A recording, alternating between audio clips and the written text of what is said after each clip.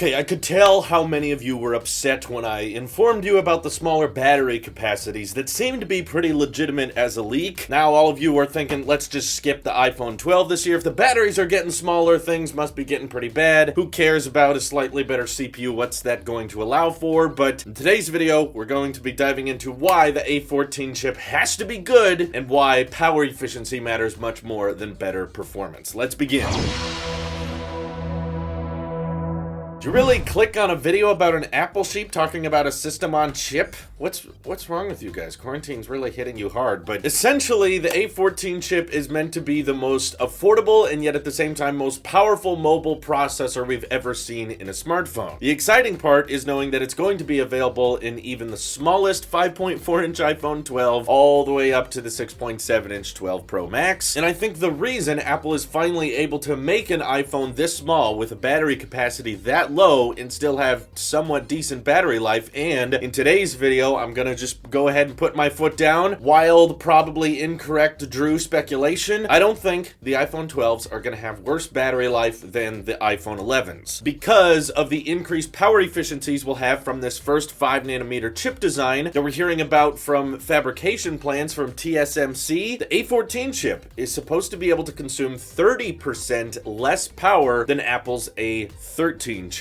Okay, so a 30% boost in power efficiency means that, yeah, that's actually pretty substantial, and you could have much smaller batteries within the iPhones themselves, and that can allow for sustained battery life. If anything, perhaps even a little bit better. Worst case scenarios comparing the batteries we have in our iPhone 11s to the rumored battery capacities of the iPhone 12s. Worst case scenario is about 11% smaller, which means that essentially the better the power efficiency on the A14 chip, the more battery capacity you can take out of the iPhone 12 and still get the same amount of battery life, or if anything, a little bit better. I'm still somewhat upset about this because I would have been excited to see a system on chip that was 30%, less power consumption, but with the same batteries we had before, because then we could just have an insane amount of battery life and get way more than before, but the same amount is fine too. I guess if you want to make the design thinner and lighter and everything, I guess I understand why they don't want to do that, but when it comes to performance gains, we should expect around 15% improvement on what's already one of the most powerful chips in a smartphone today that you can get on a $400 SE. Yeah, they want to top that even further. What exactly that's going to allow for? I imagine it having a lot to do with camera performance. We saw those leaks earlier in the year about the next generation iPhones being able to record 4K at 120 FPS, maybe even 240 FPS. So you get those extra rich and sharp slow-mo shots. Though, why the heck can slow-mo on the iPhone never focus? Anytime you activate slow-mo mode, it forgets how to focus. Apple, just fix that first, okay? I don't want to have to keep tapping the screen every time we activate it. But also, with the accommodation of LiDAR on the iPhone 12 Pro, I could totally see Apple trying to enhance the capabilities of portrait mode, maybe even bringing it to somewhat of a video-supported mode, so that you could have those great bokeh shots and that great motion blur behind your subjects, but at the same time record a decently looking video, so it seems like you shot it on a DSLR even though you really didn't. I know I've seen that done on other smartphones in the past, but it's definitely not perfected. It's not ironed out yet, and Apple likes to do things right instead of first, so I could totally see them waiting on this and being like, okay, now thanks to the performance gains of the A14 chip, we can finally do it this year. But at the same time, yeah, you should also expect some gaming enhancements as well as faster exporting times if you're the kind of person to edit video on your phone. We've even seen some leaked images of the A14 chip because this time of the year, it's kind of inevitable it has to be in mass production. It's already being built right now. And while I wouldn't trust any Geekbench results that you may see floating around the internet of the A14 chip, it's not insane to imagine that you should expect performance that in the single core department could beat that of the A12Z chip and probably match in multi-core scores of that CPU that we've had on the iPad Pro, which is basically the same as the 2018 chip that we had on the initial third generation iPad Pros, but still, that CPU and GPU blew everybody out of the water. There's never been an ARM chip as powerful as that one in consumer grade products, and knowing that the iPhone CPU could top that this year is really, really exciting. I'm pumped to see what devices they end up bringing that chip to, and of course, the inevitable upgrade of the A14X chip, which is the type of CPU and GPU power we're expecting and hoping to see inside those next generation Apple Silicon based Macs. If we're currently able to put that 2 2-year-old A12Z chip into a dev kit Mac Mini and edit 4K video and everything in Final Cut off of that, can you imagine what would be capable with the next generation processors with that 5nm design, all those power efficiencies as well? Can you imagine the benefited battery life on the MacBooks in that case? The potential is endless, knowing that the Apple Silicon team is going to be expanding into different lineups out there. And I think the A14 chip is going to be a great turning point to, once again, unsurprisingly, make sure the iPhone has the best mobile processor available in any phone available, while at the same time knowing those processors will be capable on Apple hardware, and it can only get better on whatever they're putting in the silicon-based Macs, because they're likely going to have even more cores and more power to work with, larger batteries and everything. So it sounds really, really promising. And I've said this many times, but I get the question over and over again, so I'll repeat it for you. For all those people in the back, if you're in the market for a Mac and you can't afford to wait, you need it for school, you need it for work right now, then it's not the end of the world. Okay, just